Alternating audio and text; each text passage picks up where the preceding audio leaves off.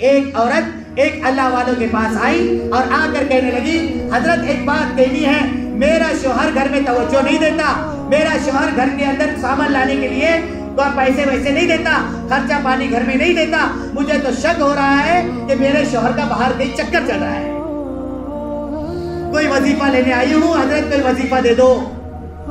हजरत ने कहा, मेरी बहना मैं तुझे एक वजीफा देता हूँ, वो वजीफा इतना प्यारा है, अगर वो कर ले तू तो तेरा शौहर तेरा हो जाएगा। सच्ची बताइए हजरत वजीफा क्या है? हजरत ने कहा, दो काम करने हैं, एक लफ्ज इस्तेकबाल, दूसरा लफ्ज अलविदा। शौहर का इस्तेकबाल करना और शौहर को अलविदा कहना, ये दो काम कर ले तेरे काम पूरे आसान हो जाएंगे। जब औरत इस्तेकबाल, हजरत कैसे अलविदा कहूँ और कैसे इस्तेकबाल करूँ?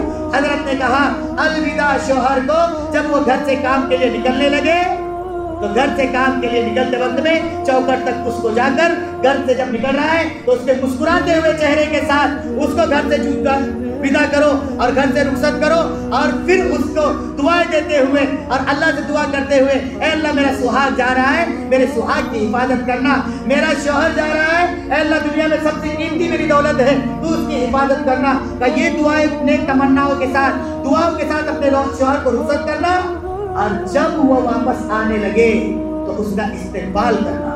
जब लोग रुखसत हो रहा है तो उस वक्त में तेरी रुखसत की मुस्कुराहट, जब तू रुखसत होते वक्त की उसकी मुस्कुराहट है, वो चेहरे की मुस्कुराहट दिन भर उसके काम में मुआविन और मददगार बनेगी। उसके लिए अब उसका दिमाग पूरी तरह तेरी मुस्कुराहट की तरफ होगा, तेरी तरफ उसकी तवज्जो लगी हुई होगी। लेकिन जब शौहर आने लगे तो इस्तेकबाल करना। इस्तेकबाल करने का तरीका क्या है? कहा, हजरत इस्तेकबाल करने का तरीका बता दीजिए। हजरत ने कहा, जब तेरा शौहर आने लगे उसका इस्तेकबाल इस अंदाज से करना कि उसके लिए बन सवर जाना। कितनी भी मसरूफियत थी, काम काज में लगी हुई थी, वही मैले कुचले कपड़े थे, अब उस कपड़े को चेंज कर लेना, अब थोड़ा सा बन सवर कर शौहर के आने का इंतजार करना। जब वो आए तो मुस्कुराते हुए उसको मिलना, पानी का प्याला उसको पकड़ाना। कहा, हजरत इससे क्या होगा? कहा, तेरा शौहर जब तेरे को इतनी सजी धजी हुई देखेगा, उसकी बाहर निगाहें उठने वाली कभी बाहर निगाह नहीं उठेगी। आज औरतें इस्तेकबाल और अलविदा को रुखसत कर दिया है, जिसकी बुनियाद पर आदमी देखता है कि यार घर में आओ तो उसका वही मनु चला, आज तुम्हारी माँ ने ये बोल दी, बच्चे ने आज ऐसे कर लिया, उधर से वो हो गया।